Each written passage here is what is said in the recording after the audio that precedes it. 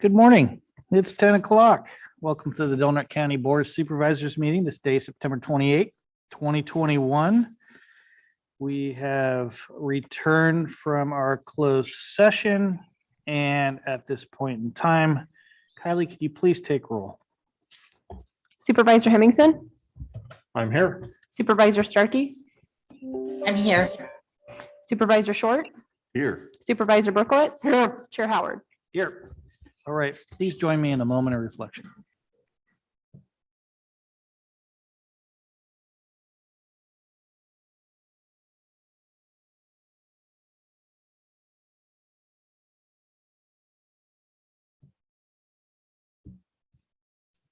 Thank you. At this time, Supervisor Hemmingson, can you please lead us in the Pledge of Allegiance? I pledge allegiance to the flag of the United States of America and to the republic for which it stands, one nation under God, indivisible, with liberty and justice for all.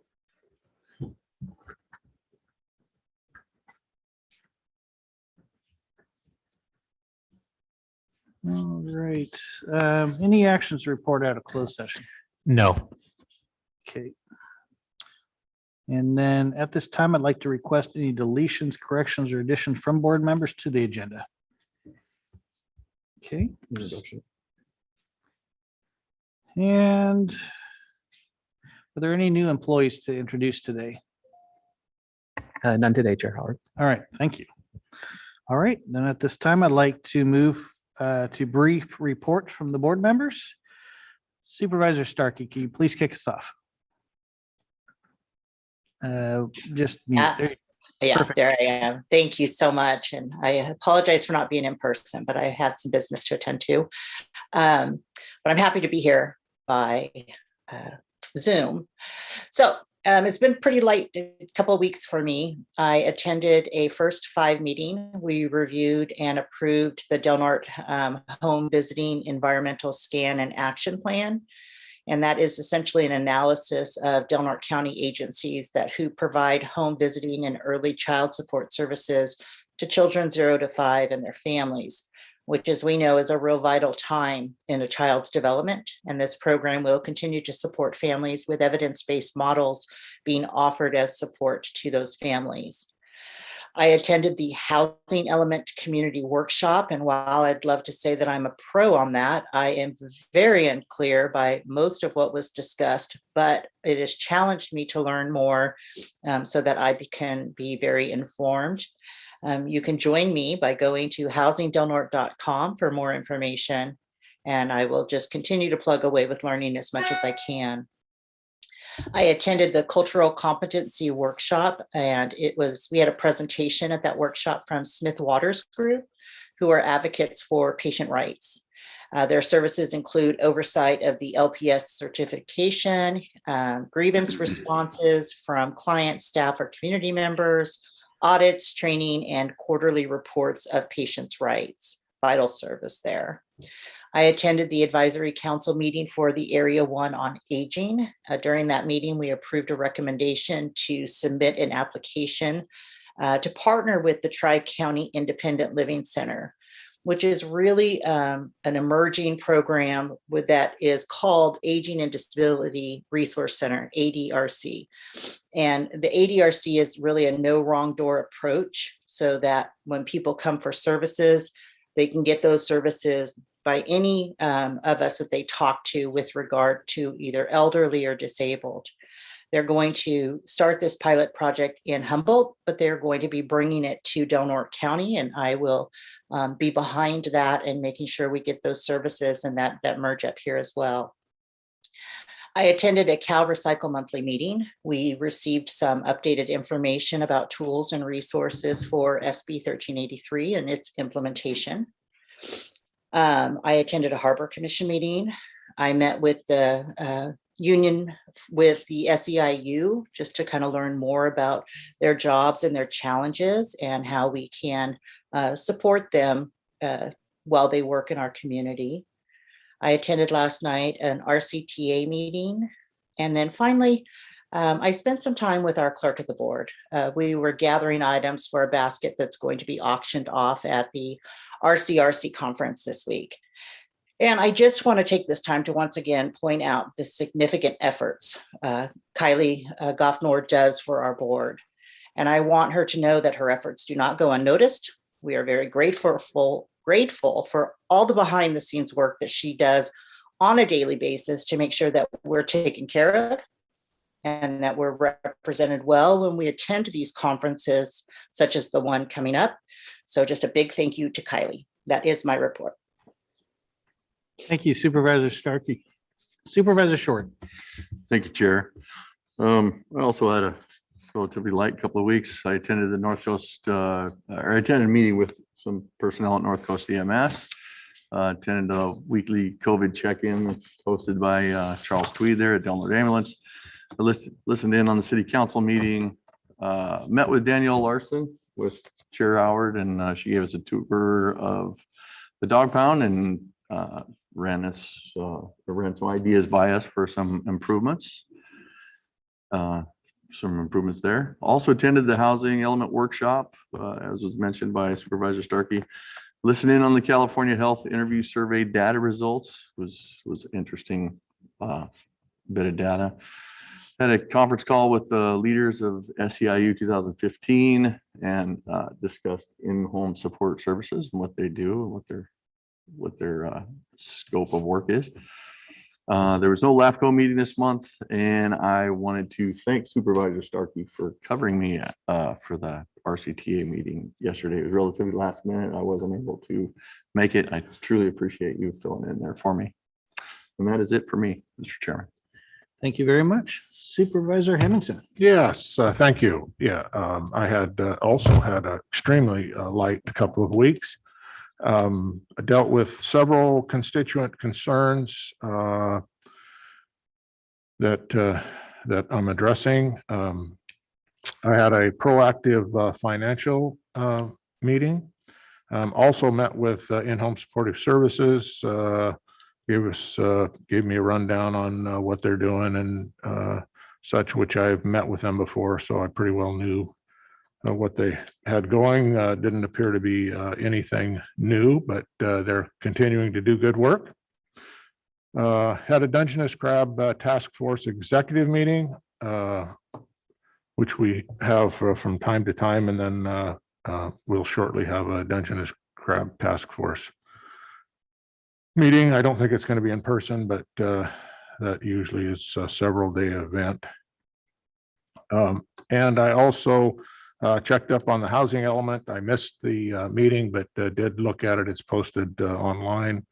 So I did take a look at that, and I discussed some of those things with Director Kunstler. And that was it for me. Thank you, Supervisor Hemmingson. Supervisor Berkowitz. Thank you, Mr. Chairman. Since our last meeting, I have checked on several complaints. The first has to do with the overflowing trash cans and trash on the ground at Klamath Boat Ramp. Talked about it with our maintenance supervisor, Alan Winograd. Says that his crew is in Klamath about once a week cleaning up the mess left by squatters. Some of it's done by the bears, but only because people break into the trash cans, and so the bears find easy pickings for food. The second has to do with complaints about illegal parking on South Beach, along with the trash on the beach. I did not find any trash on the beach, but there was illegal overnight camping by people in RVs. I referred the matter to the Sheriff's Department.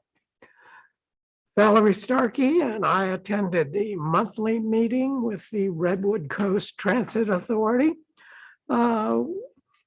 We approved the report from the Transit Maintenance and Operations Committee for a request for proposals, and got an update on the 2015 Greyhound Interline project. And that's my report, Mr. Chairman. Thank you, Supervisor Berkowitz. Attended weekly COVID briefing updates We're going to continue to do these until Dr. Stutz feels otherwise, that we have a little less risk here in our community, but the briefings seem to be going well with great attendance from the community. So at this point in time, I think they're extremely worthwhile to keep our community informed. As Supervisor Hemmingson mentioned, attended a proactive financial goals committee meeting. Hopefully we'll have some resolution of some of the discussions soon and have some issues in front of the board to make some critical decisions on things that affect our budget long-term, especially as it relates to PERS.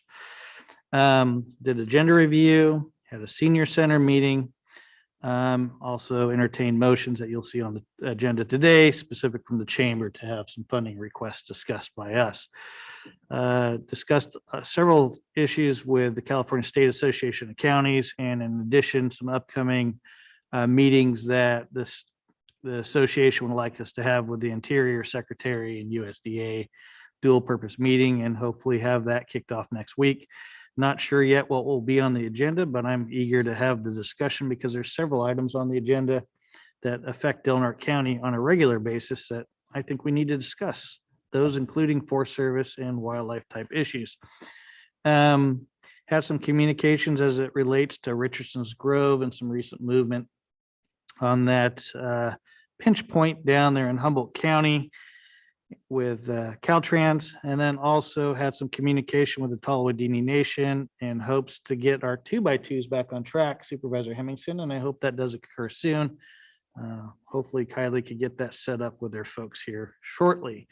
Had some discussions as it relates to the creation of the Disaster Council Plan. Glad to see that's kicked off and ready to rock and roll.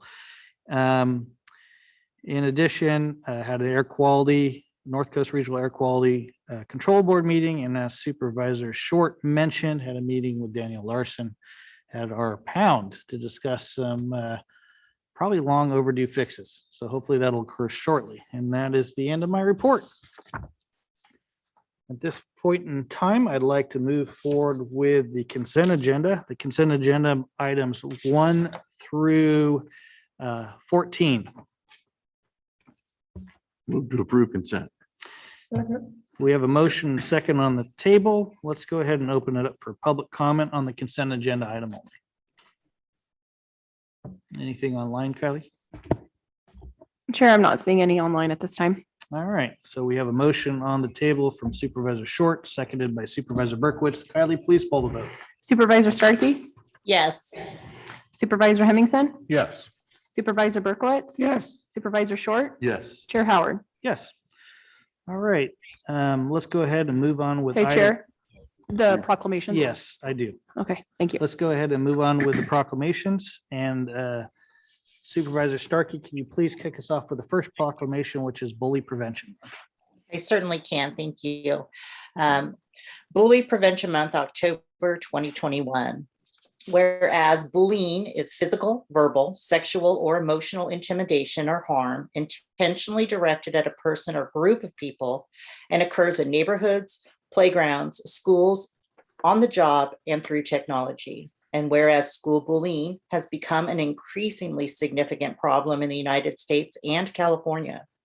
And whereas research indicates that bullying is the most common form of violence, annually affecting hundreds of Del Norte County children and adolescents. And whereas nationwide, 19% of students in grades 9 through 12 report being bullied on school property in the 12 months prior to the survey. And of those, 15% were bullied online or by text.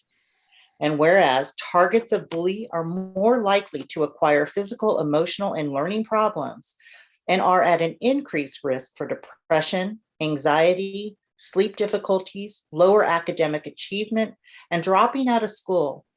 And students who are repeatedly bullied often fear such activities as riding the bus, going to school, interacting online, and attending community activities. And whereas children who bully are at a greater risk of engaging in a more serious violent behaviors, while children who witness bullying often feel less secure, more fearful, and intimidated and helpless to stop it. Now, therefore, be it resolved that the Del Norte County Board of Supervisors here proclaims the month of October 2021 as Bully Prevention Month. Be it further resolved that the Del Norte County schools, students, parents, recreational programs, religious institution, and community organizations be encouraged to engage in a variety of awareness and prevention activities designed to make our community safer for all children and adolescents, passed and adopted on this 28th day of September, 2021. Thank you, Supervisor Starkey. Gordon, are you here to receive this? Yes.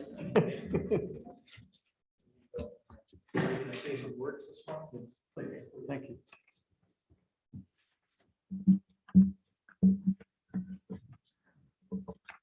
Thank you, Chair Howard. For the record, my name is Gordon Clay from Brookings, Oregon. October is Bully Prevention Month. Bullying prevention is a full-time exercise. For true change to take place, the culture must be transformed. The pandemic has advanced a change in just a few years' time. For good, it got most of us knowledgeable about the vast possibilities of technology, open to the ability to have a family gathering when people physically can't be together, and having a conference with thousands of people from all over the world. For school systems that were able to develop online learning for their students, it offered a way to continue education during the pandemic, and also offered the ability to teach high school and college courses which people didn't have the opportunity to be in the room or even in the same state. It had some downsides. With the rapid advancement of mobile technology and the increased demand for smartphones, many children are being given access to mobile devices at a very young age. What many parents sometimes are unaware is that access to these devices has the potential to create a dangerous scenario for children and teens, cyberbullying. The American Academy of Pediatrics reports that children in 3rd through 5th grades that own cell phones are more likely to be victims of cyberbullying. Parents often cite benefits of giving their child a cell phone, but our research suggests that giving young children these devices may have unforeseen risks as well. It has been reported that 43% of children have been victims of cyberbullying, and up to 58% of those kids did not tell their parents. It's important for parents to pay attention to their children's behavior, both on and off their devices, in order to be aware of and help to prevent such situations. Cyberbullying may be happening to your child or teen if you notice he or she becomes upset, sad, or angry during or after being online or using their phone, withdraws from family or friends, expresses reluctance or refuses to participate in activities previously enjoyed, has an unexplained decline in grades, refuses to go to school or expresses anger or dissatisfaction with a specific class or with school in general, increasingly reports symptoms of illness for which he or she wants to stay at home, shows signs of depression or sadness. It can be difficult to recognize these signs of cyberbullying without becoming a helicopter parent who is overly anxious and suspicious about their child's doing on their mobile devices. But noticing one or more of these signs can help you pinpoint the stress in your child's life. If that's the case, create a safe space with open communication for your child to communicate what's going on. And I passed out a document from Crisis Text Line, and this goes along with this month's Suicide Prevention Month, and really getting kids to know the crisis text number 741741. It is saving lives. The kids in crisis do not call on the phone. They do not seek help that way. They don't talk on their phones at all anymore, but they do text. And that information tells you how many people in California text. 75% of those people were kids texting for help. And about 46% of them text between 10 p.m. at night and 4 o'clock in the morning. They can't sleep.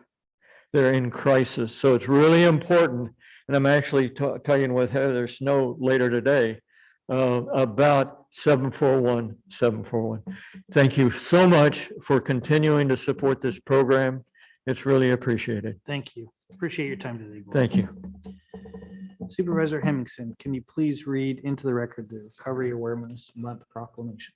Yes, thank you, Mr. Chairman. This is a proclamation of Recovery Awareness Month, September 2021. Whereas barriers to accessing treatment facilities are a significant problem for people with substance and use disorders. And whereas such barriers include failures to identify affected people and direct them to treatment, inadequate public and private insurance coverage for treatment services, and shrinking state budgets that limit funding for treatment programs.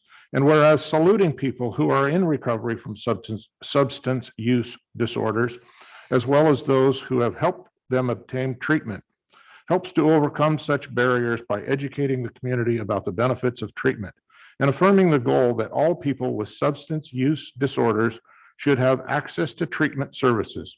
And whereas the County of Del Norte Department of Health and Human Services Behavioral Health Branch recognizes additional challenges are met when dealing with substance abuse during a pandemic such as COVID-19. As essential workers, we are responding to community needs, providing services to those affected. And whereas to help achieve this goal, the Behavioral Health Branch invites all residents of Del Norte County to participate in Recovery Awareness Month. Now, therefore, be it resolved by the Board of Supervisors of the County of Del Norte that September 2021 is hereby proclaimed as Recovery Awareness Month throughout Del Norte County and calls upon its citizens, government agencies, public and private institutions, businesses, and schools to recommit our community to increasing awareness and understanding of recovery and the need for appropriate and accessible services for all people with substance use disorders and at all stages of their recovery. Passed and adopted this 28th day of September 2021. Is there someone here to get this? I believe so. Okay. Whoops, maybe there is. Maybe there is. Good morning. Good morning, Board of Supervisors, those in attendance. I am Deputy Probation Officer Ryan Lopez. It is a great honor for me to be here this morning. As mentioned earlier, this month is Recovery Awareness Month. As a probation officer in the great community of as a probation officer in the great community, part of my duties is to supervise the specialty courts caseload, which includes the integrated treatment court program, the veterans court program, the drug court program. All three caseloads typically, but not always, is comprised of individuals that suffer from substance abuse issues. The drug court program specifically focuses on individuals' substance abuse issues, past traumas, and typically takes a year to complete the program if there are no disruptions, such as attending a residential treatment facility or a sanction due to relapse. Drug court is a 3-phase program with a 6-month aftercare once an individual graduates. As an individual completes a phase, the requirements become less restrictive. The program consists of constant communication between the courts, probation, and the behavioral health, drug and alcohol program, and sometimes the mental health program as well. Today, we are recognizing an individual who exemplifies what the drug court program and recovery is all about. I have known this individual for many years, and he is one of my best friends who I saw come to the drug court program. He graduated the program without a single relapse or hiccup while engaged in the program. It is a great pleasure to introduce a remarkable individual that has a smile and personality that will light up a room. Ladies and gentlemen, I would like to introduce Dan Love. Thanks, brother. let's see. Nice. Good afternoon, board. So we kind of took this on quick notice. I was asked to speak on behalf of not only drug court, but AOD as well. So I apologize for my, let me take some of this off here. I tried to dress, I was covered in mud about a half hour ago. No worries. So where my life's at now is I run Haven Construction. I'm the foreman for Tim Haven Construction. And I have been for the last 2 years. I dressed in all Fog Bank stuff because currently I'm part owner of Fog Bank Clothing Company as well. 3 years ago, not the case. And I'm gonna try not to get emotional, but 3 years ago, I was sitting somewhere over there in the courthouse in a similar building, little different vibe, looking at a possible prison sentence. My life at that point had gotten to, I guess, what we would call rock bottom. I was battling the disease of addiction and struggling greatly with it. I had become a shell of myself and was roaming around the streets of this city, kind of in the underbelly of it, with my disease running the show. So ground zero courtroom, looking at a prison sentence. I think I had 6 felony charges, all of which that didn't represent the person I was, just what I've become. But at the time, I really didn't understand what I was dealing with the disease of addiction and the things that addicts go through. And it is difficult to talk to other people about how you can throw everything away in your life over a substance, but it does happen. So there I was. I did go to jail for 3 months, thank God. That gave me enough time to physically break the addiction, to be within the confines of a building, so that I couldn't get out and seek the drug anymore.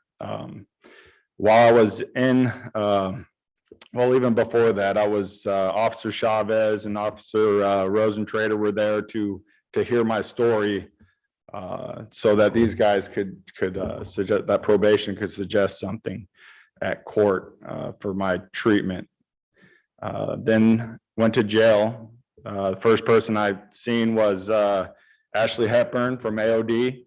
I was required to go to the AOD treatments in there. I was a wreck, emotionally, physically, spiritually. And she was there as a kind of a guiding light throughout my times in jail. You know, one ex-addict talking to another, kind of showing me the way.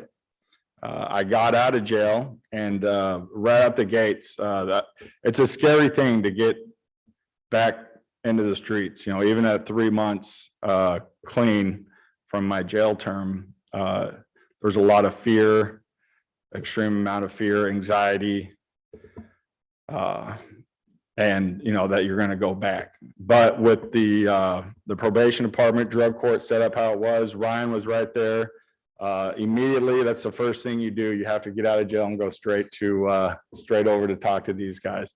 And then with the drug court program being as stringent as it is, there's little room for error. So they kind of force you to succeed. And on top of that, I was able to go to AOD, where I was able to learn things about my disease of addiction from another addict talking to another addict. And that's the key point. And I could go on and on about AOD, my experiences there, but it was exactly what I needed. Drug court was exactly what I needed. It's the only way to make it. You really don't know recovery until you get about 1 year. And that's about the same time frame that these guys have got. It's kind of all set up that way. They recommend 90 meetings in 90 days. So does NA. I was able to get to, once I got to NA, I was able to become acclimated in that group. And I took all the suggestions that they suggest. And now I'm running that group, or helping run that group. I'm the group service representative. Every month I go down to our area, Humboldt Del Norte, for the Living Clean NorCal Narcotics Anonymous here in Del Norte County. It's one of two recognized groups in Del Norte County. We're trying to grow that. And these are all from my experiences from AOD and drug court, probation. Everybody along the line has been absolutely positively supportive of my efforts. And I would say that's the case for anybody that's trying to seek recovery in Del Norte County. These people are all here for us. And I see that too, because I sponsor people. I'm still involved with these guys. John calls me every once in a while if someone needs some help. You know, and it was their efforts all the way through the courts. You know, I appreciate the judge giving me the proper amount of time in jail. Your guys' efforts in supplying these programs, and without them, it saved my quality of life. You know, it saved my life. So I appreciate it. Thank you guys for listening, and thanks for having me out here, man. You bet. Thank you. Congratulations. Good job. Thank you. Yeah, Thank you for being here. we really appreciate it. We normally don't let people go on that long, but your testimony was so moving and so complete today that it was worth hearing these kind of stories for our community to take it that little next step. So you guys are doing a wonderful job, and great job on recovery. I'm glad our programs did what they're supposed to do, which is get you back up on your feet. Yeah. You have a terrific day. Yeah, will do. I gotta get back to work. You got it. I'll see you guys. All right, Supervisor Short, can you please read into the record the proclamation celebrating our Soroptimus International anniversary of 100 years? Thank you, Mr. Chairman. Yes, I will. Be a pleasure. Soroptimus International of Crescent City, California proclamation. Whereas the Soroptimus organization, founded on October 3rd, 1921, works to economically empower women and girls through access to education. And whereas Soroptimus International of Crescent City was formed in 1954, and whereas Soroptimus International of Crescent City has been an integral part of our community for the past 67 years, whereas Soroptimus International of Crescent City has improved the lives of Del Norte County's women and girls by providing, among other things, scholarships to graduating Del Norte County high school seniors, Live Your Dream Awards to women supporting families and seeking further education, supplies and funding to other local nonprofits seeking to assist women and girls, sex trafficking awareness training to local officials, law enforcement agencies, community members, and hospital workers, and recognition to women and girls engaged in volunteer activities through the Ruby and Violet Richardson Awards program, respectively. Now therefore be it resolved that we, the Del Norte County Board of Supervisors, do hereby proclaim October 3rd, 2021, Soroptimus International of Crescent City Day throughout Del Norte County, California, USA. We encourage extending congratulations to Soroptimus for its 100th anniversary and to celebrate the Crescent City Club for their many contributions to our community. Signed by Chris Howard, Chairman of the Board of Supervisors. Thank you, Supervisor Short. I see we have Susan with us here today. Good morning, Susan. One more time on the mute button, and I think we'll have it for you there. There you go. Okay. You're with us now. All right. Thank you, Chair Howard, and thank you, Supervisor Short, for reading the proclamation. So in 1921, when the first Soroptimus Club was formed in Oakland, California, women weren't permitted to join the all-male community groups. Since then, the Soroptimus organization has grown to 72,000 members in 121 countries and territories throughout the world. And as mentioned, our local Soroptimus Club of Crescent City was formed in 1954. A lot has changed for women and girls in that 100 years, but the road to equality continues to be difficult.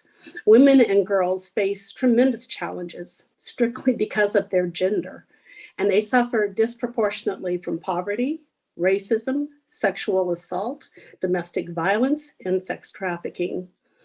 With its long history of working with women and girls, Soroptimus knows that helping them get education, skills, and training is a powerful strategy towards achieving economic empowerment. The organization's DREAM programs provide the access to that necessary education and training. The Live Your Dream Awards program provides cash grants for women who are pursuing a degree or enrolled in the technical training program. The women who also provide the primary financial support for their families may use the funds in any way that helps them achieve their educational goals, whether it's to pay tuition or rent or gas or childcare. Each year, approximately 1,800 women receive almost $3 million in cash grants. Since 1972, the program has helped more than 33,000 women and their families gain financial independence.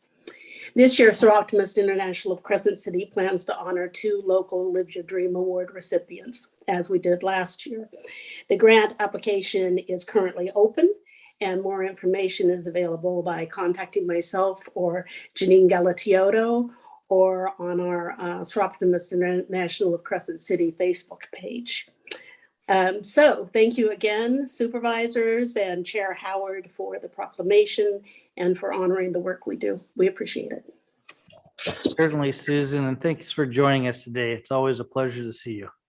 Thank you. Best wishes for the day. All right, it is past 10:25, and it appears that it's time for our public comment period. Any member of the public may address the board on matters which are within the jurisdiction of the board. If you're addressing the board regarding a matter listed on the agenda, you may be asked to hold your comments until the board takes up that matter. Please limit your comments to 3 minutes or less. Kylie, is there any public comment from outside the? Yes, chamber? I have 3 hands raised online. Okay, very good.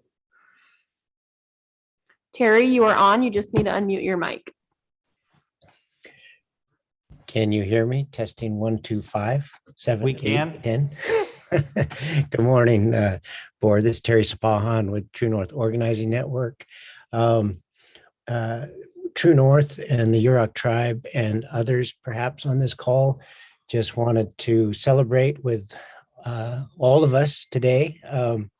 We recently found out that the Yurok tribe was successful in their $30 million grant application for our community and schools, which will be preschool as well and early childhood and child care. And I particularly want to not only thank the Yurok Tribal Council for jumping in to fast waters very quickly. We had about 6 weeks to put that application together. And every single group we dealt with throughout Del Norte and tribal lands really put aside their own particular self-interest and really looked out for the interest of the entire community. And the Del Norte County Board of Supervisors were certainly one of those groups to sign on early and provide support. So we just wanted to thank you. We wanted to thank Del Norte County Unified School District and really the good folks at the City Council at Crescent City. Eric Weir and Holly Went did a great job, but we also wanted to specifically point out that your staff person, Heather Snow, was instrumental in finding us the appropriate government match that pushed us over the top to allow us to be the only tribally led funded application in the country.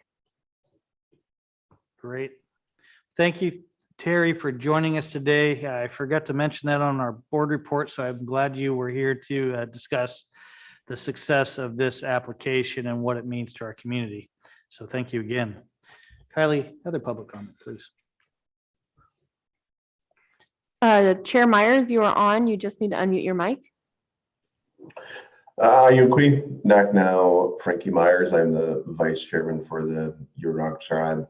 Thank you for the open public comment session. I just wanted to come on and tell you the appreciation the tribe has for the board signing on and working with us, with the Director Snow, to find the match. I think this is a phenomenal opportunity for the tribe to work in collaboration with you folks and others, where we find some real common ground. That always isn't the case, but I think when it comes to our children, when it comes to the health of our community, that's absolutely a place where our goals and focus align 100%. And I very much am wanting to show our appreciation that in this effort, folks were able to come together and make it move very, very quickly. As Terry had said, it was a pretty fast turnaround. But working together, we were able to put in the application, a phenomenal application that will help benefit all of our community and all of our kids within our respective jurisdictions and outreach. I did want to mention briefly that we will be holding a press conference mid-October, and hoping that we can show that same support and getting the word out as we move forward with the Promised Neighborhood Initiative. I really want to also just reiterate from a tribal leader perspective that we hope to continue to build this relationship, and we continue to look for areas where we do find common ground, where it's important that we work together to show a good working relationship for the things that matter the most, our children, the livelihoods of our people, our community.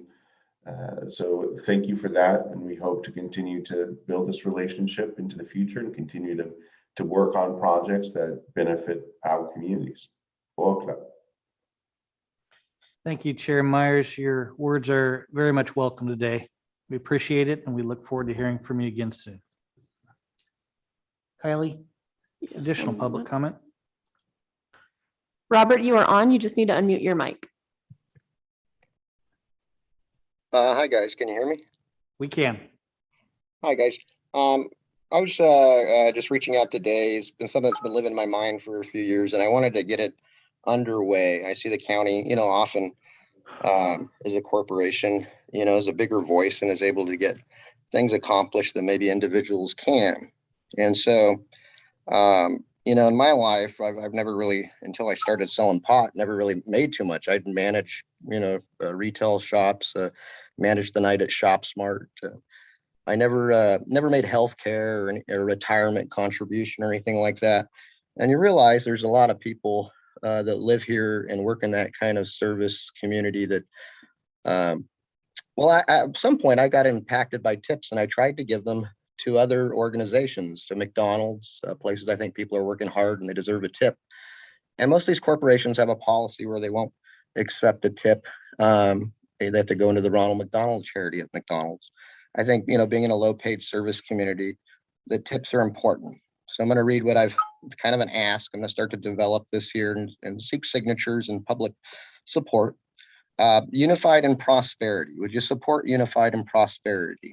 Unified in prosperity would simply entail the county reaching out to each employer with a sales tax account, people that collect sales tax in the county, especially corporate retailers and corporate food establishments, with gentle encouragement and perhaps some information in the hopes that corporations that regulate them will make exceptions to their no-tip cup policy. Did you know the average salary in Del Norte is only $23,000 a year? When narrowed down to jobs deemed tourist jobs as presented to the Board of Supervisors some months ago, it's only $18,000 a year. There's no health, no retirement, generally no vision, no dental, no paid time off. On the other hand, according to Transparent California, even the lowest paid county workers receive more than this in benefits and unfunded pension debt. At times, bakery workers at one store worked for less than minimum wage after union dues. It is common for low-wage workers to work off the clock to impress their employer, leaving minimum wage workers competing for less money, less than minimum wage. Many homes in the area have recently doubled in value. Our leaders without hesitation promote tourism as our economical engine, yet nowhere in the world does a tourist economy succeed for the worker. How much are homes in Honolulu? At some point, the question will need to be asked, how can services that are provided by people that easily bring in 100 grand a year to be paid for by people who earn 20 grand a year? And how can our private sector wage earners keep up with the cost of being housed, let alone plan for health or retirement? Tips are customary in low-paid service jobs. However, the corporations that regulate these locations and franchises, all out with the exception of Starbucks, do not allow for the placement of tip cups. When I worked at Starbucks, about a week's additional pay was accumulated each month in tips. Perhaps if the county detailed the importance of cups to these organizations, it would make a difference. Our lowest paid wage earners spend most of their money locally, and tips come from customers' hearts, not from employers' wallets. Would you support Unified and Prosperity? Thank you for your time. Thank you. Okay, other public comment at this time, Kelly? Yes, well, I got a couple more online still. Okay. Dana, you are on. You just need to unmute. All right, can y'all hear me? We can. Wonderful. Good morning, supervisors. As you know, I'm Pastor Dana Gilport, a resident in District 2 and a pastor of the Methodist Church in District 1. And I'm speaking to you today both in my personal and professional role, as well as a leader in True North. And I just wanted to come before you today to talk a little bit about the Promise Neighborhood Initiative and my excitement around it. And this grant is so big for us here in Del Norte and tribal lands. And it took the whole community to come together to get it, especially in a time when we're seeing more and more schisms, hurt, and pain throughout our communities. I feel like this is such a beacon of hope for us. And in all honesty, I have fallen in love with this community in the 5 years that I've been here. And one of the roadblocks that I've seen us hit repeatedly is access to funding, which limits how we can support our youth and what we can do. And in all honesty, again, the lack of resources has continually been a source of concern for me as I begin to think about my 2-year-old's future education. And however, this opportunity to improve on the cradle to career pathway, which will be so vitally important for our economy, our youth and their education, our infrastructure, the list goes on and on. It gives me hope as a mom of a young child and as a clergy person who hopes to see our community grow vitally, especially when we're willing to work together despite our differences. So I wanted to thank everyone who put in effort to get this initiative up and off the ground, but especially to you, to the supervisors, for your support through this application process, and particularly for providing the match commitment. And I specifically want to thank Heather Snow and the Department of Health and Human Services, because it's her department that the county match commitment came from, and it shows her support and the county's commitment to really improving the quality of life for all of us here. And lastly, I want to thank the Yurok tribe for saying yes to partnering with True North and to being the backbone of this initiative. The tribe, you are modeling for us what it means to live into restorative relationships that build up the whole community. So thank you. Thank you, Dana. Kylie? Yes, one moment. Jim, you are on. You just need to unmute. Thank you. Can you hear me okay? We can. Great, thank you. And I too, I'm Jim Mcquillan. I'm the Yurok Tribe's Education Director, lifetime resident of Del Norte County. And I also want to speak in positive terms about the Promise Neighborhood Grant that was just awarded to all of us. It was a true partnership. The Yurok Tribe is the lead agency on this, but as these grants go, we can't do it alone. It takes all of us. $30 million divided by 5 years. And there are lots of winners in this partners, Del Norte County Unified School District, as well as the County Office of Education, Del Norte Child Care Council, the First Five Commission, lots of other partners, College of the Redwoods. A couple of highlights in there are not everybody goes to college and goes after a college degree. There's support for CTE, career technical education support in there for others who we need plumbers, we need those carpenters, we need truck drivers and heavy equipment operators. There's support in there for that area. I'm just so pleased and very tickled that we were able to do this in a short turnaround, and it really was a monumental short effort where we all came together to make that happen. So congratulations to the board, and Heather Snow and her outfit really came through also. So thank you all. That's all. Thank you, Jim. Chair, I do not have any more online. Great. Any comment, please? Lincoln Sutter County. This is basically for the sheriff to hear. On September 26th, at approximately 0350 hours, the alarm at the Harrington House was sounded. The women staying there were placed in a room and police were called. At approximately 4:22 hours, the fire alarm sounded. The first responders were at the Harrington House within 46 minutes, and the police had not shown up from the 350 call. The person working that evening had to exit the building to unlock a gate for the first responders. This is an issue.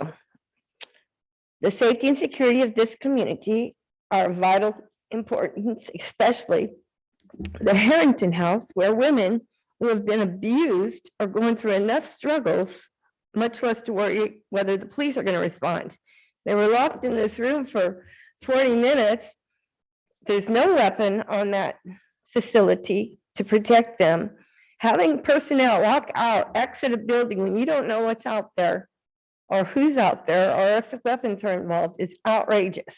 And for police not to show up until finally after the second call, which required first responders, fire department, is a little outrageous. I know maybe the sheriff's department shorthanded or whatnot else, I don't know, but that needs to be taken care of. There's a now for another issue. Business person from our city county called me yesterday and informed me of a group of a community called Rubber Tramps. Rubber Tramps are people who have RVs, campers, and vans, and they just go wherever they can to get free stuff and they don't get moved along. Well, this year has been a really bad year for South Beach. At any given time, there's 6 to 10 RVs, campers, vans, or whatnot else spending the night on our beach. Last week, it was horrible. The smell of the garbage alone is bad. I called Mr. Berkowitz, who informed me that he walked up and down the beach and everywhere else and didn't see any garbage. And I'm like, okay, whatever. So what I'm trying to say is these RV campers, this community is advocating that we've got here in town. They're advocating out on YouTube to come to Crescent City. We don't need that kind of character here. We don't want that look in our town. Furthermore, this conversation by inmate in the Del Norte County Jail was hosted live online through YouTube. And I did hear an officer come in and ask the inmate, whose name I think is Sam. I don't know for sure because he's got an AKA. Oh, I'm sorry. That's it. But anyway, the bottom line is the sheriff, somebody needs to start checking things out. Thank you. All right. Apparently no further comment then. All right, very good. Let's go ahead and move on with our 10:30 timed item, which is to conclude the 14-day public hearing and adopt resolution 2021-40, a resolution adopting the 2021-22 fiscal year general county and special budgets of Del Norte County as presented by the county administrative officer and auditor controller. And 2 on that, resolution number 2021-39, a resolution fixing tax rates for the 21-22 fiscal year. And item number 3, 2021-40, also setting the appropriation limits for the 2021-22 fiscal year as requested by the auditor controller and county administrative officer. Neil? Yes, Chair and Supervisors, this is the final step in the fiscal year 21-22 budget process. The information before you today is the same information that was presented on September 14th when we opened public hearing for 14 days. This is the conclusion of that public hearing. We haven't had any recommended changes to that budget during that time period, other than one that we will consider a little bit later on in this agenda. But for today, this is the final step of moving the final recommended budget into the adopted budget for the county. Thank you, Neil, for that brief summary. Let's go ahead and open up for any final comment on those resolutions. Okay, Sure, I just had a question about the resolution numbers. 2021-40 is listed twice as the resolution adopting and also fixing, or I'm sorry, setting the appropriation limits. Is that correct? Yes, The that's same correct. resolution? That's correct. It is. Yes. Just wanted to make sure. Very good. Thanks for that.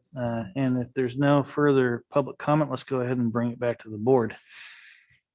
I'll make that motion. Thank you, Supervisor Hemmingson. I'll second. And thank you, Supervisor Short. Kylie, please pull the vote. Supervisor Berkowitz, Yes. Supervisor Starkey, Yes. Supervisor Short, Yes. Supervisor Hemmingson, Yes. Chair Howard. Yes. Thank you. Great work, team. This is actually a terrific budget for us to move forward with, and happy to have you guys working with it for the remainder of this fiscal year. Good job. All right, let's go ahead with our 10:40 timed item, which is a COVID-19 update. Kylie, by any chance, do we have Dr. Stutz on the line with us? He is online. Good morning, Dr. Stutz. Good morning. Can you hear me? We certainly can. Thanks for joining us today. Yeah, thanks for having me. So more good news this week. Our average number of cases over the past 7 days has been about 15 new cases a day. That's down from weeks prior. As you'll recall, in mid to late October or mid to late August, we were somewhere around 30 to 40 cases a day. So that's a significant improvement. We have about 150 active cases right now, which is about level with last week, but again, a significant improvement over our active cases in the middle of August, which was, I think we peaked at somewhere around 400 or 350. So it continues to improve. We've got a 47.5% of our population are fully vaccinated, and about 55% are vaccinated or at least have one dose. So if you add those together. And hospitalized as of last night, we only had 6 patients in the hospital. So that's a huge improvement from weeks prior. If you'll remember, I think we were up in the 20s and 30s in August. So we're down under 10, and that's amazing. I don't know that anybody is intubated in the ICU, which is awesome. Out of the area hospitalized, we have no patients out of the area that are hospitalized that reside in our county. And we did have 3 new deaths this week, which I'm not totally surprised about, given that some of the hospitalization numbers and mortality numbers, we'll expect to see those continue for another couple of weeks as the total number of cases decrease. So that will lag behind a little bit, I think. So our total deaths for the since the beginning of the pandemic, we have at 38. We did meet with the county coroner yesterday and talked about just better communication and streamlining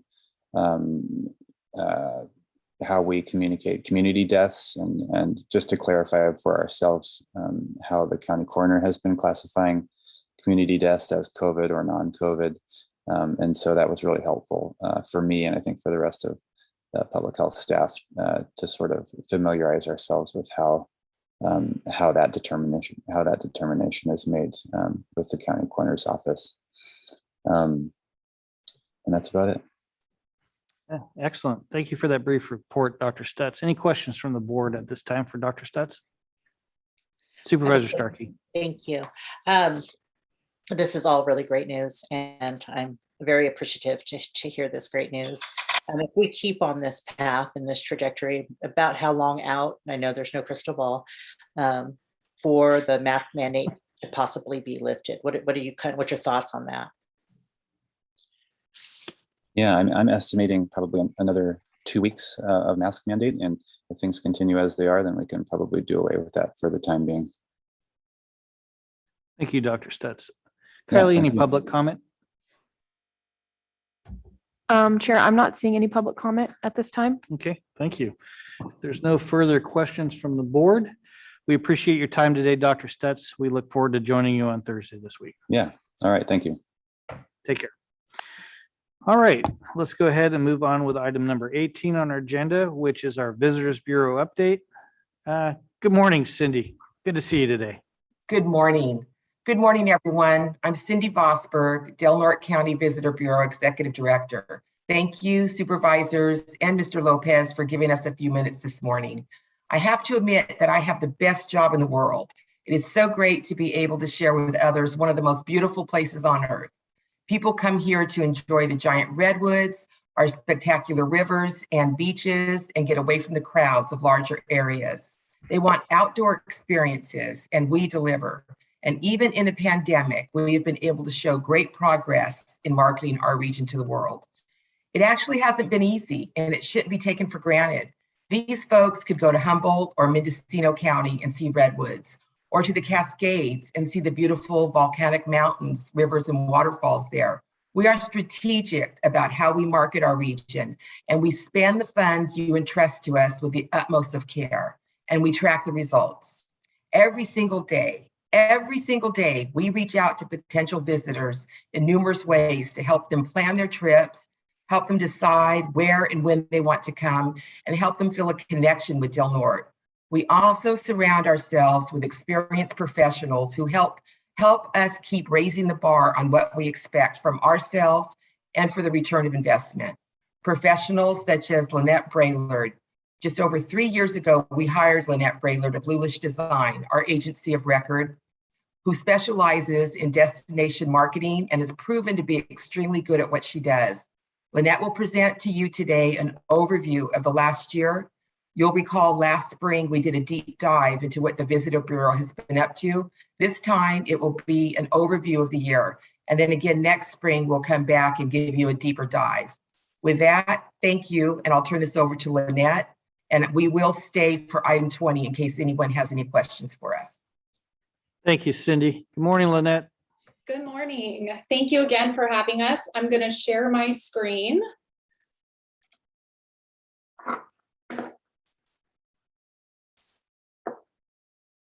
All right, can everybody see my screen? We sure can. Great. Again, we're just giving you a high-level overview of the last full fiscal year, 2021. So without further ado, we'd like to launch into our room tax collections, where we have increased room tax collections 3 out of the last 4 quarters of the fiscal year. In Q1, we were down 10% due to the pandemic, but in Q2, we had actually recovered to being up 44%, followed by Q3, we were up 124% in room tax collections, and by Q4, we were up 413%. What's really important to note as we're also up 63% over Q4 of 18-19, which is when we had no pandemic activities. So, this shows a result that our marketing campaign was getting people to come to Del Norte County over the last year. So one of our key performance metrics that we base our marketing on and measure closely is our website visits. We had over 217,000 page views over the last fiscal year, which was up 157% over last fiscal year. Also, we had over 3.7 million organic search impressions on Google alone. And why this is important is because we invest a lot of effort and energy into content marketing and search engine optimization for our website, because we're trying to get those free organic listings for those keyword terms that people would be searching for to find Del Norte County. So our organic search impressions were up 73% over the previous fiscal year. And most importantly, our click-throughs increased. We had over 65,000 click-throughs to our website from just those organic search impressions appearing on Google, which was up 64% over the previous fiscal year. Our website traffic and page views, here's a graph where you can see we're seeing huge growth in website traffic. You can see where we started in fiscal year 18-19, and then where we were up 901% in fiscal year 19-20. And in fiscal year 2021, we were up 157% over the previous year. Also, it's important to note, I did include how we're tracking for not even the first 3 months of our current fiscal year. We're already up 143%, and we're already halfway there in page views within less than 3 months. So we're anticipating, again, another huge year of growth to our website traffic. Social media marketing, that's another one of our key performance metrics. We measure our paid and organic social media efforts. We had over 2 million impressions between our paid and organic campaigns, which was up 94% over the previous year. Also, we had over 69,000 engagements. That means somebody liked, commented, or shared one of our posts. That was up 82% over the previous year. Just our paid Facebook and Instagram campaign actually reached over 909,000 people. We had over 1.8 million impressions, and we had over 23,000 people click through to a landing page on our website. So one of the many digital marketing strategies that we use is Google Ads. We do this, we run separate paid Google Ads as for keywords that are very competitive and very high level, and that would be hard for us to gain rankings on, even though we're trying. For example, Redwoods National Park, national parks, California beach vacations, things like that. So for our Google ad performance, we had over 435,000 ad impressions and over 17,000 click-throughs to our ad. What's really important to note is the click-through rate. The average Google ad campaign receives less than about a 2% click-through rate. Our campaign is producing double that. We're at 4%. That means people are resonating with our ads and the information we're offering them. Public relations. We had over 26 press features, mentions, and articles in this last fiscal year. These are just some of the local businesses, not including all the area attractions that were mentioned in our earned media. Yurok Redwood Canoe Tours, Requa Inn, Rumiano Cheese, Fog Bank Clothing, Porta Pints, Seaquake, Del Norte Golf Course, Crescent Trail Rides, Soul Feet Retreat, Crescent City Harbor, Hobbit Hole Vacation Rental, Trees of Mystery, Redwood Rides, Rock Creek Ranch, Smith Trail Alliance, Redwood Hotel and Casino, Paul's Famous Smoked Salmon, Stella's Adventures, Crescent City KOA, and Fern Hook Cabins. Also, we pitch Visit California on a monthly basis. We submit several story ideas and articles about our businesses and attractions here in Del Norte County, and 75% of the stories we pitched were published. Also, here's just a mix of their latest article mentions that came out towards the end of the fiscal year. Most of what was really awesome was LA Times actually ran a feature article on Yurok country. That was very exciting. We had a number of Visit California articles. In fact, an email newsletter just went out today from Visit California, and we're mentioned in one of the articles, which is exciting. Also, we also do influencer marketing. So we had Milk and Cardamom who Hatal, she is a big time social media influencer, but she's also a foodie author and a travel writer. And she also was on Master Chef season 6. She came to Crescent City for a long weekend. She went to Seaquake, Alexander Family Farm, Jed Smith State Park, Battery Point Lighthouse. We also hosted the editor of KidTripster.com, which is a family travel website. She came with her family for a long weekend. Again, she went to Seaquake Brewing, Crescent Trail Rides, Redwood Rides, Trees of Mystery, Yurok Redwood Canoe Tours, the Klamath Tour Through Tree, Battery Point Lighthouse, Beaches, and Jed Smith State Park. And also, we just had another influencer type marketing program that we are doing. We just had a group of ladies from across the United States come on a retreat that they purchased through Women Who Explore. They came here for 5 days. We created an itinerary. So they visited local businesses where they, not only did we get pre-promotion that they were doing for the retreat, but also while they were here, they were posting on social media from their channels that has over 256,000 Instagram followers.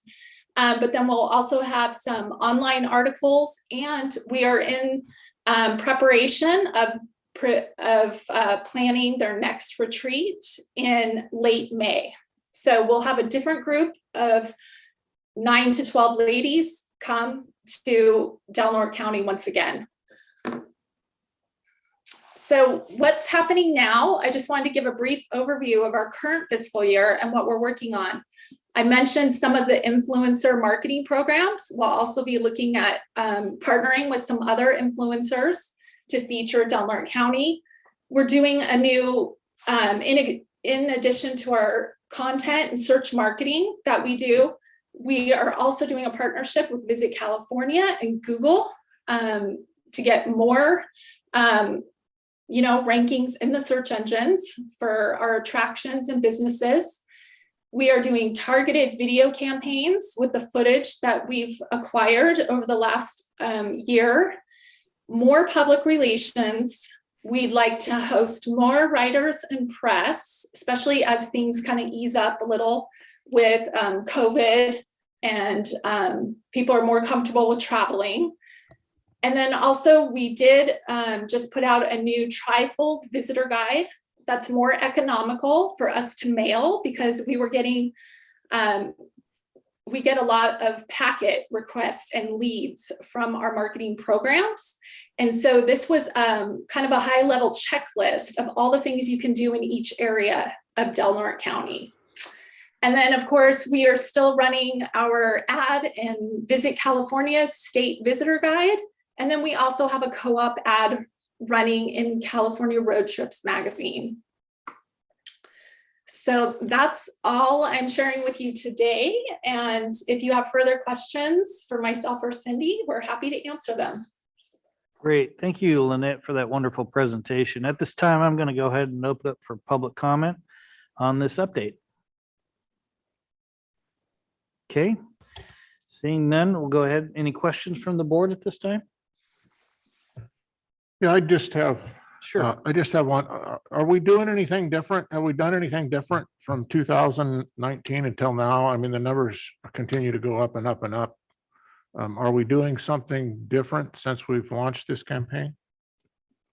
So I'm going to go ahead and answer that right now, and then I'm going to let Lynette chime in. So thank you for the question. That's a great question. Just one of the things that we're doing is right now we get, we used to average about 150 lead packet requests through Visit California and our website per year. We're now we're on track to be at 3,000 of those visitor package requests, vacation packages. And what we do is instead of just slapping it into an envelope and mailing it out, because many times people are inquiring, from Del Norte County, from Humboldt County, from Mendocino County, and we don't know where else. but we reach out and we actually touch those people and have a conversation with them and find out, what are they interested in? What is their activity level? When are they planning on traveling? Who are they bringing with them? And then we help them plan itineraries out, so if you're going to come next July, this is what's going on and this is what you can do. And then we put them in touch with Crescent Trail Rides and Redwood Rides and Porter Pints and the other businesses here. So that's a huge effort that we do. We also give them, send them out a letter that says if they bring it into the visitor center, we'll give them a free gift. This gives us another opportunity to interchange with them and exchange information and help them, stay. Our goal is to bring them here, new visitors to the region. It's also our goal to help them stay more than what they're initially planning and increase their exposure here while they're here. So and then Lynette will talk about what we've signed up for this year in regards to our public relations new software and contract. Yes, so compared to the previous fiscal year, we are investing a lot more into public relations, which means a lot more pitching. We also have professional software where we're sending media alerts and building our contact database with writers and sharing information with them on our seasonal attractions and businesses and what we have going on. We also we've beefed up a lot with our North Coast Tourism Council marketing co-op with that organization, where we market as a group as North of Ordinary. We're doing a lot of digital and marketing and video campaigns separate from what we're doing at Visit Del Norte County to drive traffic to us. And then, like I mentioned too, the new content marketing, it's kind of a different angle that we're doing with that partnership with Visit California and Google, which is something that isn't something that we could do on our own from our own content marketing efforts. So, and again, we measure all of our digital ad buys and what we're doing and our messaging, and we're just trying to constantly improve. So we're just making tweaks and doing more of what's working. And one other thing I'd like to add is, marketing is a many-faceted creature. Some of you know I've been in the marketing world for over 40 years through newspapers and for a short stint in radio with marketing. And what we discovered is just when you think you have it figured out, things change and people won't respond to something. It used to be in the old day where you would slap an ad in the paper and a retailer would know that they would get great response from it. And so we also invest a great deal of time on staying on the cutting edge and not getting comfortable with the response that we're getting from our marketing. If we don't continue to stay alert to what is changing in the marketplace, what is changing in people's shopping habits and people's travel habits, then our numbers will start to fall. And as I mentioned in my opening, we can't take any of this for granted. This is a lot of, the numbers are rising because of the good efforts and the hard work that we're putting into it. And the fact that we are not comfortable and able to say, oh, our numbers are up for the quarter, and so let's kick back. But that we say, how do we get them? How do we keep those numbers? Because if we don't stay aggressive with it, we will lose it. And they'll end up in other parts of the country. So, and the other thing is we have a great deal of potential to keep growing these numbers. And we have a very small marketing budget. And so it's critical to our future to keep growing that and to help with the funding. Thank you. Thanks. Can you tell we're a little passionate about this? We sure can, Cindy. Thank you. Appreciate your time today. We look forward to visiting with you on item 20, it sounds like. Thank you. Appreciate your presentation. All right, at this time, we're going to move forward with item number 19 on our agenda, which is pursuant to Government Code Section 25304, appoint Randy Waltz to fill the vacancy in the office of Sheriff Coroner, 12 office for the current unexpired term at range E-2, step A of the elected department head salary schedule. Neil?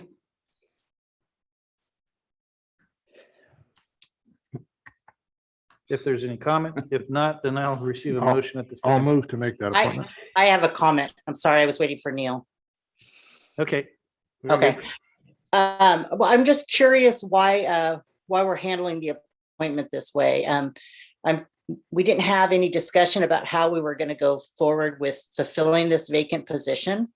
And I've researched, Government Code 25304, which doesn't specify a precise time, and it doesn't even specify a standard for making the determination. In several counties just this last summer have been faced this exact same thing that we're having to face here today. Shasta County at least had a discussion with their board about how to proceed. They did proceed with just an appointment. San Bernardino County, however, had a discussion how they wanted to proceed, and then they opened it up for applications. So I'm just curious that why we didn't have any kind of discussion, and if we know if there's other qualified candidates who may want to be considered for this position. Fair enough.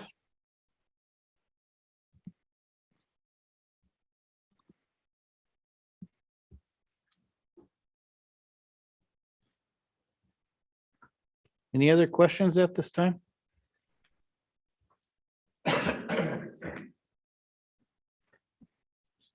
Okay. Is there any other motions for Jerry? Okay. Did we second? No, we don't have a second. I will second. Okay, thank you. Valerie does. I don't have an answer for Valerie, so there's, She brings up great questions, but I don't have an. either do I. I thought this was the process. Well, but it's So not. if It's not necessarily the process, is what I'm saying, is that I don't know why we didn't even have a discussion as to what the process is. I believe we're having a discussion now, so Okay. let's So- have it. Yep, I'd like to actually propose that we open it up for applicants. And what San Bernardino County did, it was only a 7-day thing. It was a very short application, but it was then gave the board a chance to make sure that, number one, that the candidates were qualified under 24004 of the Government Code. I mean, I would assume that Under Sheriff Waltz is qualified, and he may very well be the very best person for this job. But we're just kind of throwing some blind trust out there, not doing our own homework to make sure that we followed through to verify it for ourselves that he's qualified, to open it up to see if there's other candidates who might be interested. Just, there's just a gamut of things that I think we need to consider. This is 5 people making a decision who's going to be, that's normally made by 27,000 people. And I think that we need to flush it out a lot more than just making the appointment for the guy who's currently in the role. So I would motion that we bring this back, or we open it up for an application, or go through that process and put it on the next board agenda with some options, either from county council or from the CAO, about a process other than just appointing someone right now. Okay. Well, with that, thank you for your comments, Supervisor Starkey. I'm going to go ahead and open up for public comment at this time.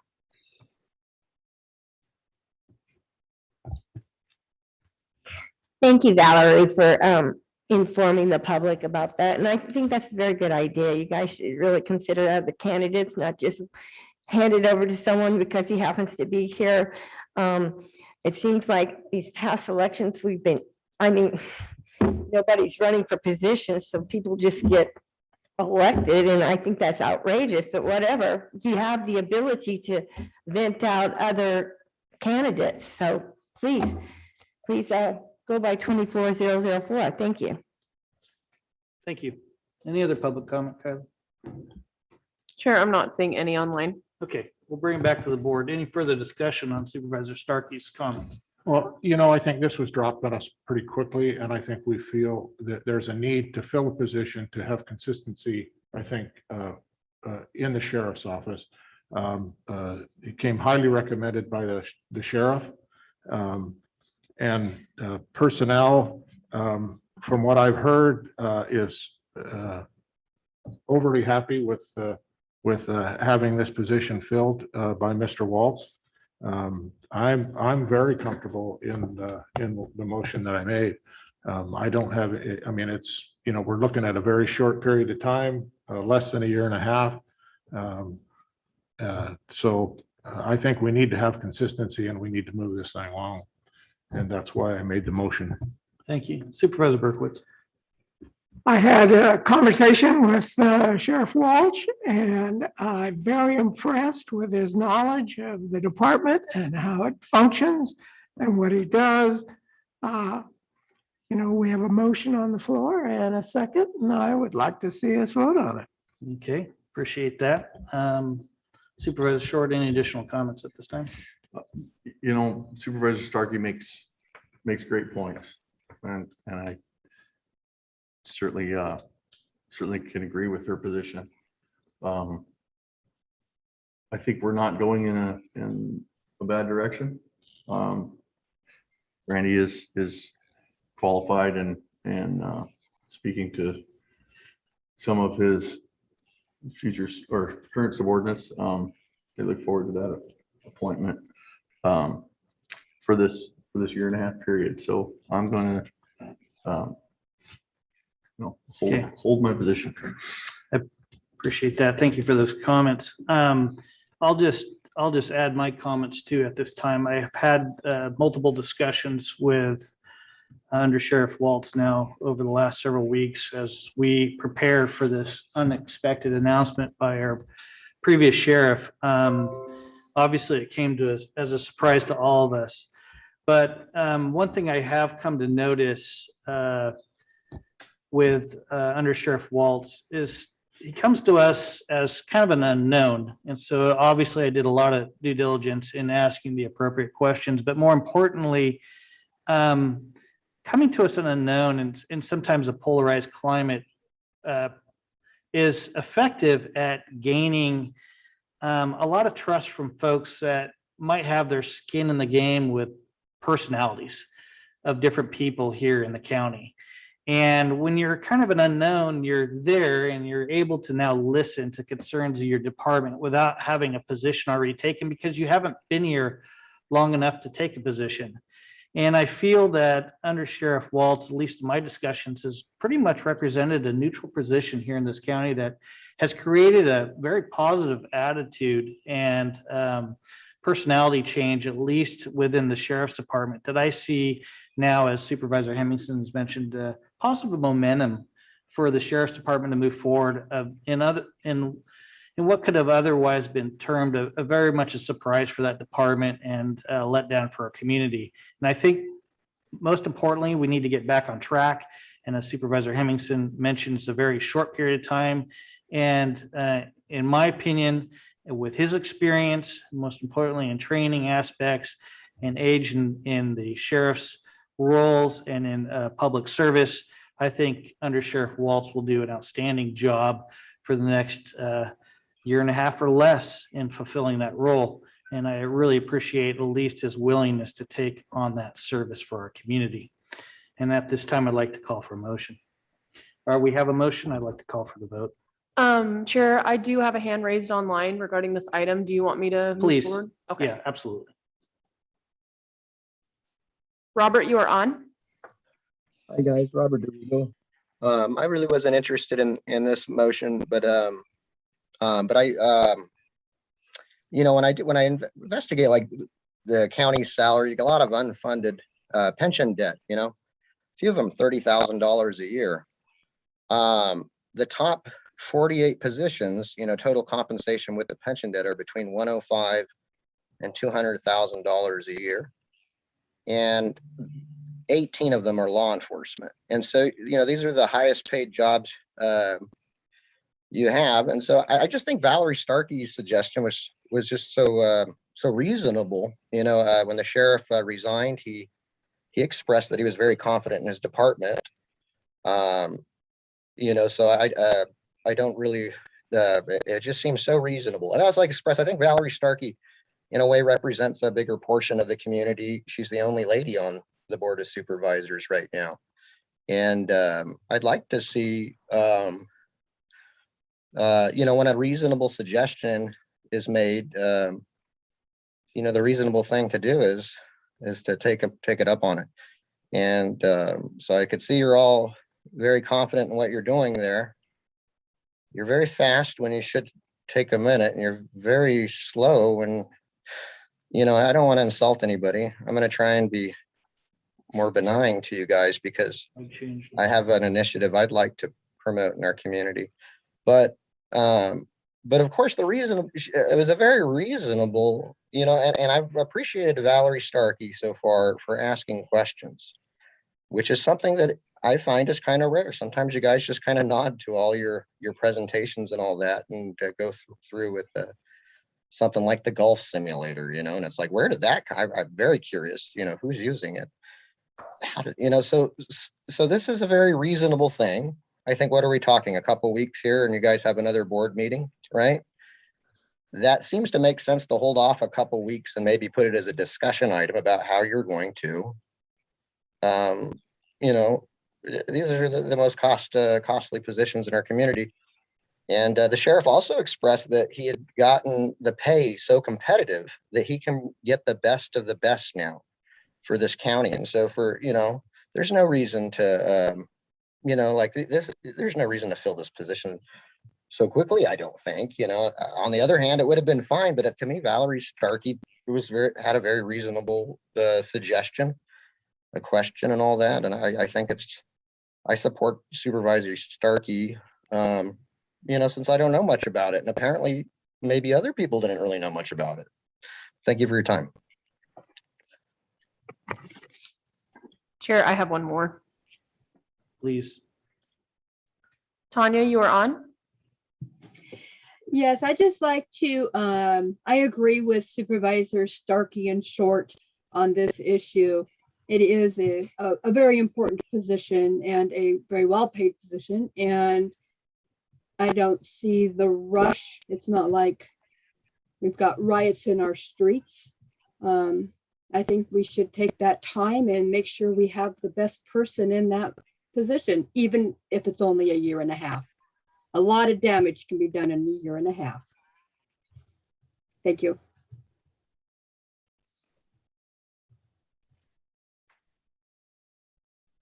Chair, that's all I have for public comment. I just want clarification from council. Since Valerie Starkey did make a second motion, does that need to be taken up even though there wasn't a second? There was no second to that motion. Okay, thank you. Okay, Kylie, please pull the vote. Supervisor Berkowitz? Yes. Supervisor Starkey? No. Supervisor Short? Yes. Supervisor Hemmingson? Yes. Chair Howard? Yes. Welcome, Randy. I appreciate it. And thanks for throwing your name in the hat. Hopefully this next year and a half will prove enjoyable and we could get some movement back and encouraging smiling faces back in the sheriff's department as we move forward in the next year. Really appreciate your time and attendance in the meeting today. All right, at this time, we're going to move forward with the legislative and budget issues. This is a time where we consider miscellaneous legislative and budget matters pertinent to the county of Del Norte. Authorize the chair to sign and send appropriate letters with respect to matters pending before the state or federal governments. And we have item number 20 on our agenda, which is considered the annual increased contribution request as presented by the County Administrative Office for the Del Norte County Visitors Bureau as submitted by Cindy Vosberg, Del Norte County Visitors Bureau Executive Director. Upon board approval, direct staff to prepare a budget revision for fiscal year 21-22 budget for October 12th, 2021 regularly scheduled meeting. Neil? Yes, thank you, Chair, Supervisors. I need to point out an error in the budget report first off before we get moving on this item.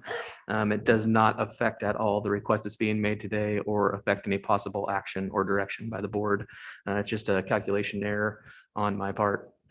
Instead of 95,000, it should read 92,000 for the increase for the overall contribution to the Visitors Bureau. So Okay. again, it doesn't affect the request at all, just a correction. Very good. Thank you, Neil. So this before you today is a consideration of a request of an annual increase of $30,000 from the Visitors Bureau. It was submitted per government code in writing prior to the end of the public hearing to the clerk of the board. And we are just looking for the board's discussion on this item and possible direction. Okay, very good. Any discussion at this time on this item? Well, Mr. Chairman, I think if there were ever a time where the county could push its resources towards something that's valuable for the economy of this county, this is probably it. I mean, they've certainly by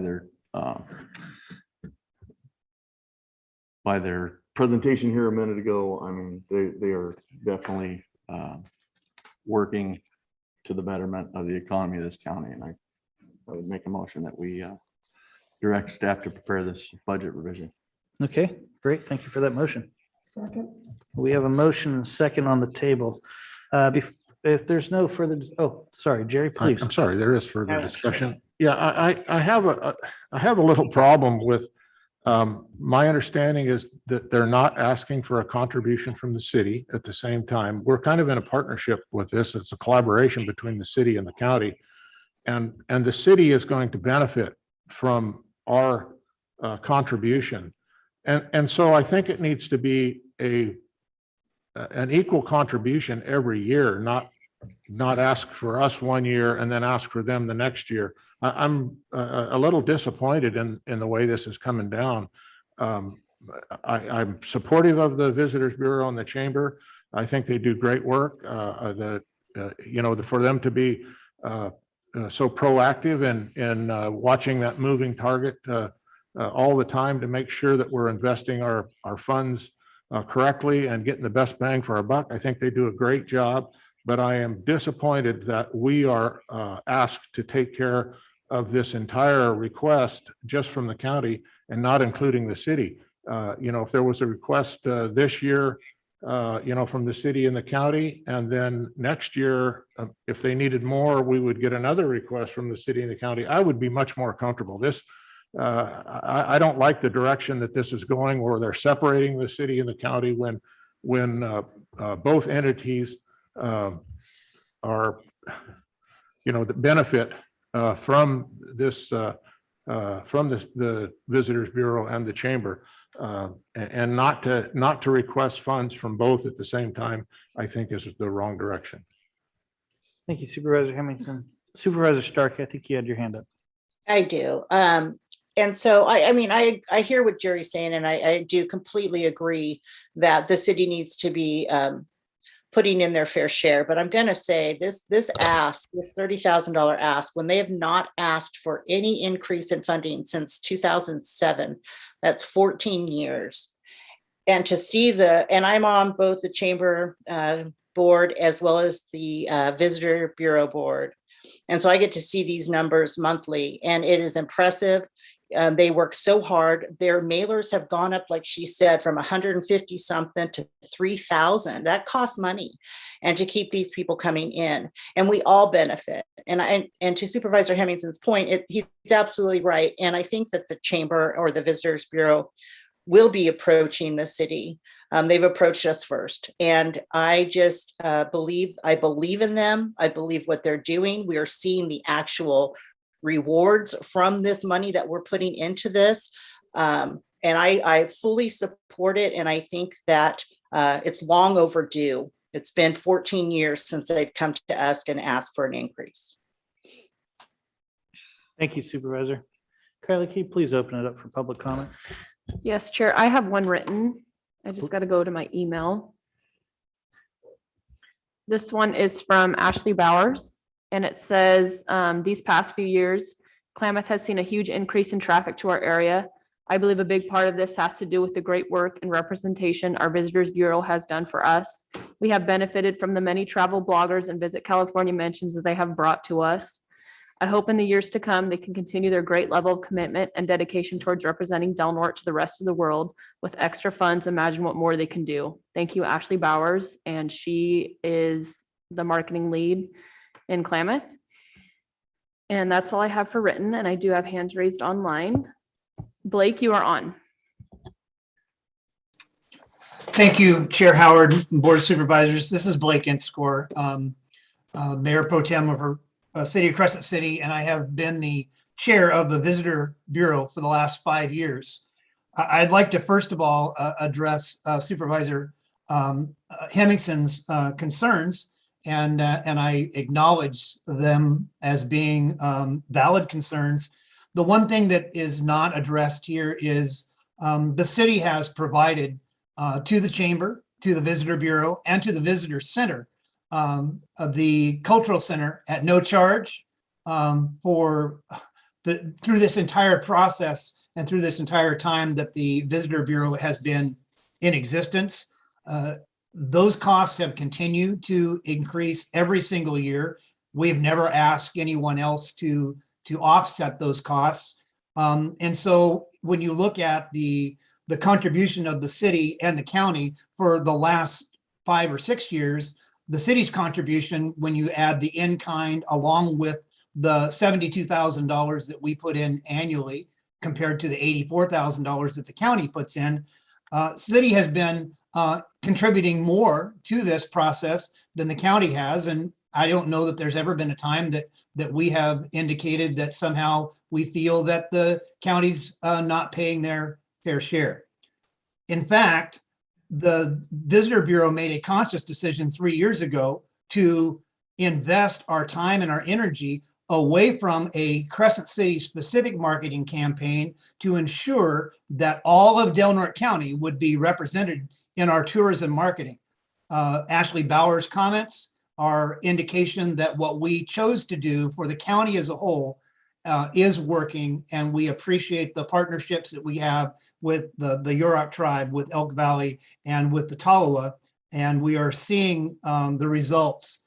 So I will also say that on behalf of the city, we are also expanding our own marketing because of the fact that we have chosen to market all of Del Norte County. The city is entering into a contract with Lynette Brilliard and Lewis and is investing another $24,000 to invest in Crescent City.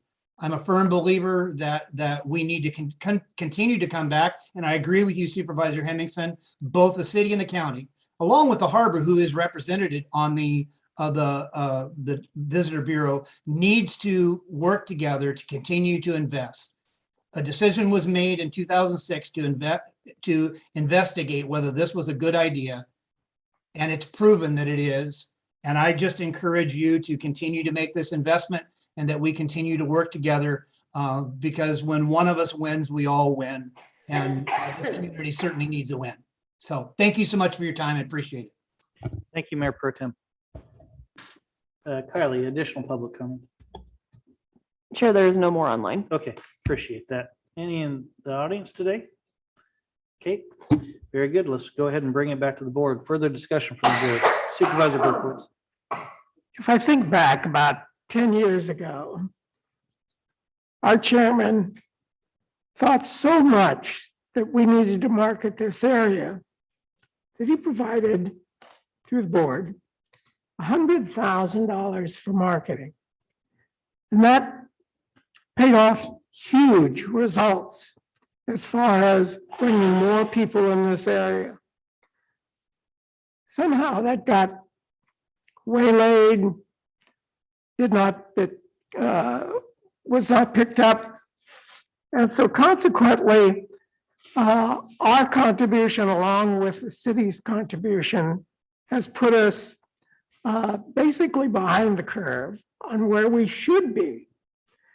And with this additional improvement, as far as delegating resources, I think we'll be able to bring us immense rewards as far as increasing even more so on the number of people that are coming here and spending their dollars here for the benefit of the community. Thank you, Supervisor Berkowitz. Supervisor Hemmingson. Yeah, I'm not disagreeing with anybody that thinks that I don't think this works. This works. I mean, there's no question about it. It works. Marketing is worked for this community.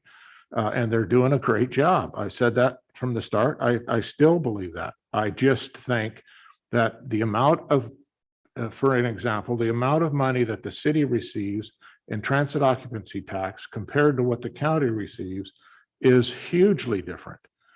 They make way more than we do.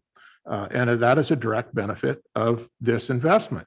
And we are going to continue to make this investment. And I'm not opposed to the investment. And I'm not even opposed to any part of it other than the fact that I think that the request in increasing funding should be made to both entities since we both benefit. That's my only point. Thank you, Supervisor Hemmingson. Appreciate all the comments today, public and board members. It's been a good discussion. As Supervisor Berkowitz mentioned, it's obviously been something that's been near and dear to my heart for going on well over a decade now, close to 15 years. But, there is a disparity between how income works both in the city and the county as it relates to transient occupancy tax and those revenues earned. And when we originally started marketing this community, the disparity is mostly related to beds. There's a lot more beds in the city limits. There was very few in the county at the time in order to capture that crucial TOT, which is the transient occupancy tax our visitors to this community pay and what goes into city and county coffers. And now, as of a vote a couple of years ago, the Harbor Commission, who generates a percentage off that county TOT. So those number of beds are critical to capturing that TOT. And it's what's created this substantial difference that Supervisor Hemmingson is highlighting. We have changed that number of beds well over a decade, mostly through the addition of not motels to capture those, but actually vacation rental businesses. That's what's generated that additional income, plus some incredible marketing that Supervisor Starkey has alluded to today. But these are incredible efforts, and I hope, as Mayor Pro Tem mentioned, that the city will circle back and recognize that this is an ideal time since the board's taking this up, and reflect back on those words of Supervisor Hemmingson and allow that disparity to come back into play, and maybe boost up yours at the same time, since you have also seen those direct benefits from this incredible marketing campaign we've all enjoyed now for the last 3 years. So with that, I'd like to go ahead and call the vote. Kylie, can you please do so? Supervisor Starkey? Yes. Supervisor Hemmingson? Yes. Supervisor Berkowitz? Yes. Supervisor Short? Yes. Chair Howard? Yes. All right. Let's go ahead and move on with item 21, which is our last agenda item today, which is to receive an update on legislation that could impact Delaware County and consider direction on specific legislation as appropriate from our Assistant County Administrator. Hey, Mr. Hooper, thanks for joining us today. Good morning. And closing it down for us, my friend. So you bet. So this is a follow-up to the presentation that was provided in August, mainly addressing state legislation. And as I think I noted a couple of times in that presentation, obviously when you reach August, you're very late in the legislative cycle, so there's really not a lot you can do. But in terms of effective engagement, I do want to highlight that AB 379, which is a piece of legislation that was really brought to our attention through RCRC and through resource agencies, and specifically Chair Howard. We were able to engage directly with the author of that legislation, Assemblyman Gallagher, and we were able to effectuate some changes that made it much more palatable for communities like ours that have preponderances of public lands that would have the potential to become trust lands if the lands were to be transferred to tribes through the process of the Wildlife Conservation Board. That specific piece was amended to remove the provision of the transfer of the lands to the tribes, and they made it so that it could be administered through contract. So again, addressed a pretty substantial concern of the board, and again, highlighting the effective engagement that we can actually see when we engage often and early. And so this update is kind of a follow-up, as I said, to the update that I gave you at the second meeting in August. And really, like I noted at that meeting, there's not hundreds of pieces of legislation that come down. There are literally thousands. Thankfully, we have the resources available of our state lobbyist groups, CSAC, RCRC, Shaw, and Yoder, and they can kind of help distill what is the most concerning measures to communities such as ours, and we can kind of work on addressing those on a case-by-case basis. So the update that's provided as part of your board packet today highlights 6 of those pieces, really emphasizing the need to engage often and early. Those 6 pieces were identified late last week. One of the pieces had already been acted on by the governor, basically after they worked their way through the 2 houses of legislature, or I should say the Assembly and the Senate and the legislative houses. There's reconciliation that has to happen between any changes in the houses of origin, and then they eventually, obviously, are presented to the governor, where he has a pretty specific period of time to actually act on signing those measures into law and when they become chaptered. So AB 361 is the first piece that I identified in your legislative update today. This was the piece that was already acted on by the governor whenever this presentation was put together for you. AB 361 will be something we'll probably talk about in a little more detail, perhaps with council at some point. But it has to do essentially with the provisions of the Brown Act that were suspended at the outset of the pandemic that enabled legislative bodies like boards of supervisors to engage with the public through virtual means. So AB 361 acknowledges that the suspension of those measures may still be needed or preferred by certain legislative bodies if they deal with outbreaks within their communities. Thankfully, things are trending, as you heard from Dr. Stutz, in a positive direction for us. So there may not be a real need to engage through things like Zoom in the future. But again, if the situation goes backwards again, and we seem to have these issues with COVID that prevent us from meeting, as we typically would, AB 361 would be a mechanism that would allow us through some steps to be able to do that again. The second piece I already touched on, which is AB 379. As of this morning, this still hasn't been acted on by the governor, so we could consider a letter of support, even if the board is inclined to do so. The advocate's position on this piece currently is watch. That would be neither support or opposition, and that is held by CSAC and RCRC. The staff recommendation that I have at this point is just to go ahead and take no action. But again, if a letter of support through the good faith that was shown by Assemblyman Gallagher to engage with us is something that the board is interested in, I could certainly put a letter together to that effect. So the third piece, SB 278. This is a piece that we did talk about at the previous meeting. This has to do with some reforms to the Calpers program. As I noted at your last presentation, whenever benefits are calculated, for retirement benefits to employees, typically there's a consultation process that happens with the agency and Calpers. And if there's any discrepancies later found in the benefits that are actually ultimately calculated and awarded to the retiree, the errors would be the responsibility solely of the local government, in our case, the county. Whereas before there was some shared obligation. This piece removes that shared obligation and basically puts it solely on the cities and counties and districts. I had anticipated suggesting that a letter of opposition requesting the governor's veto be transmitted, but this piece was signed into law by the governor yesterday, so we missed the boat on that one. Our fourth piece in your packet today is SB 477, and again, this is another piece that I highlighted at your last legislative update. And this piece really does increase the burden on local governments when it comes to the implementation of housing elements and annual progress reports.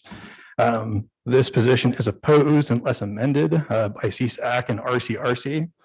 I believe we may have previously written a letter on this one, SB 477 in opposition. It hasn't been amended. And so the staff recommendation on this, because it hasn't been acted on by the governor, would be to go ahead and authorize a letter requesting the governor's veto, which I do already have prepared if the board's inclined to go that direction. The fifth is an item which I believe through RCRC, some of you may be aware of. This is SB 552. And this is a drought measure that was passed by the legislator and has also been signed by the governor. So the ship has kind of sailed on it. But it is going to have some obligations that we're going to be probably bringing before the board for your consideration in the coming months, having to do with developing a drought task force here at the county.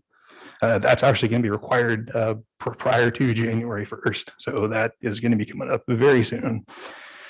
And the last piece that I have for you is another piece that we talked about previously, SB 712.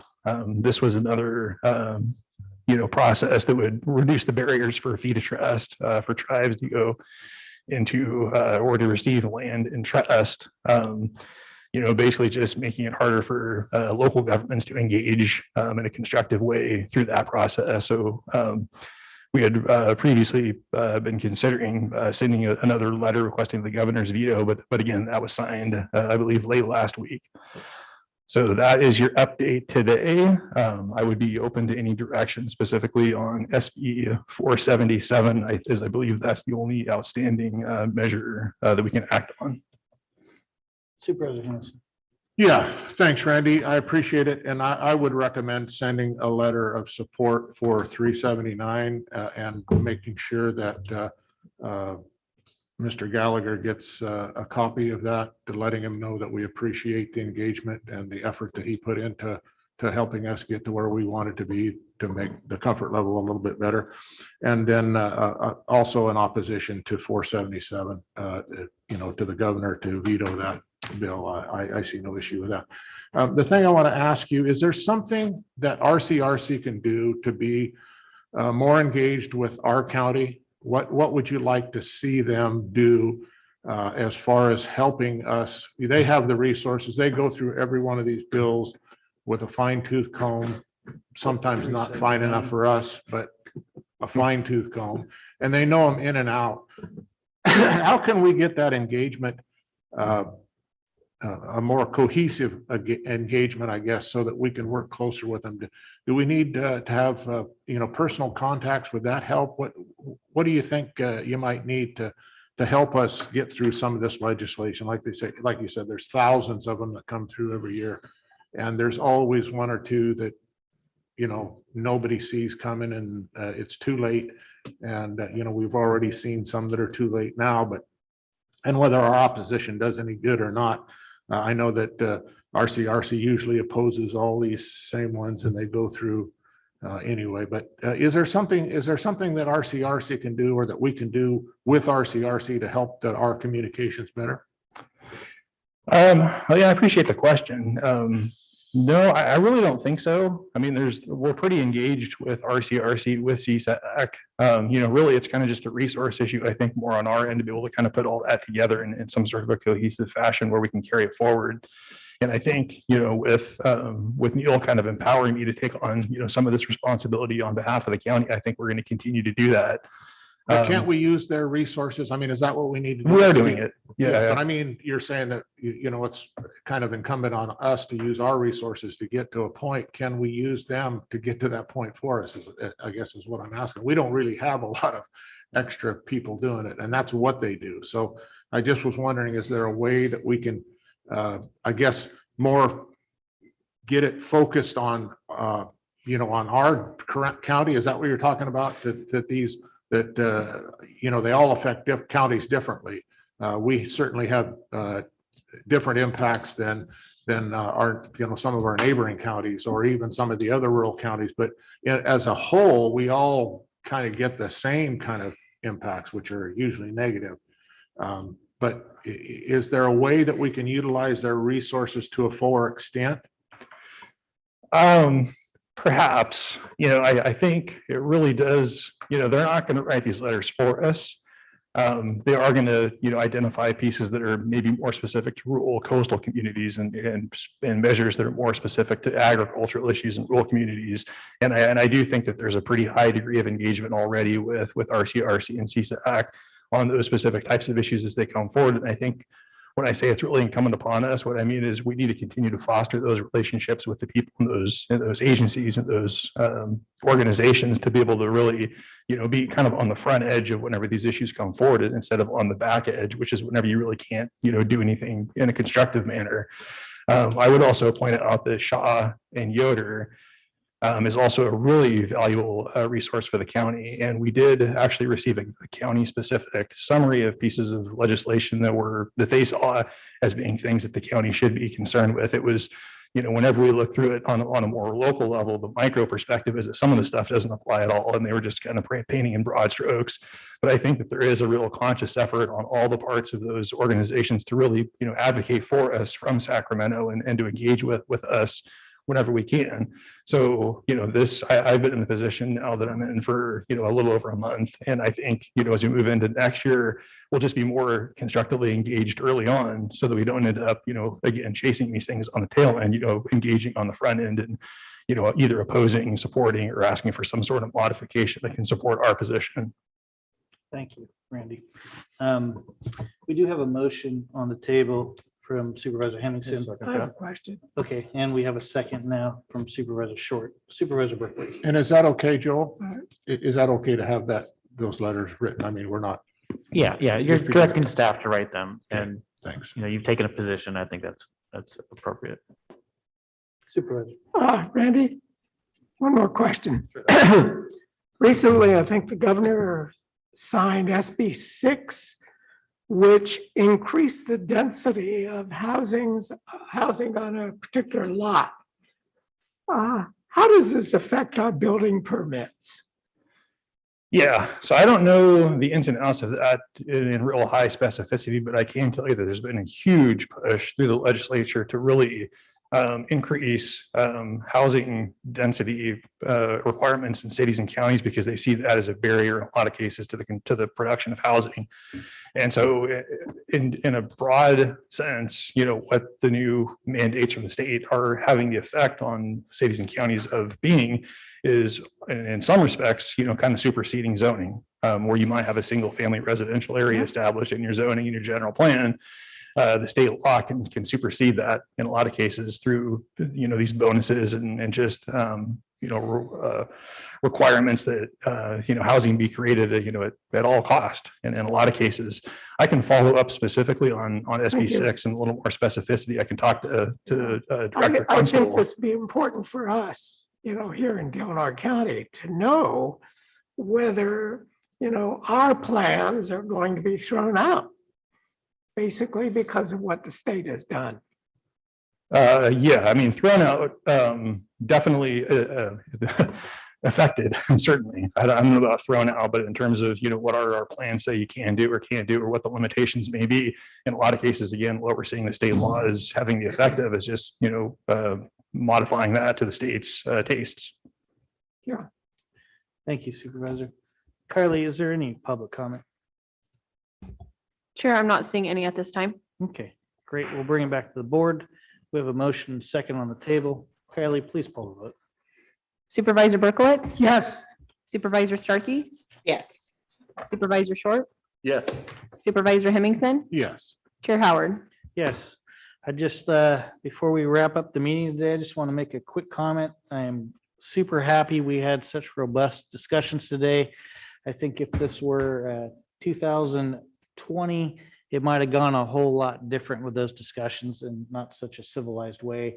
And I really appreciate this board and more cordial engagement and robust discussion on some of these issues that we disagree on. So I really appreciate it. It's always a pleasure to work with all four of you.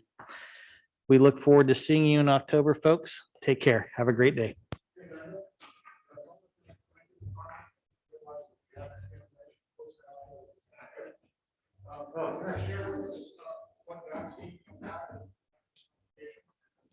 No, I have not had any complications.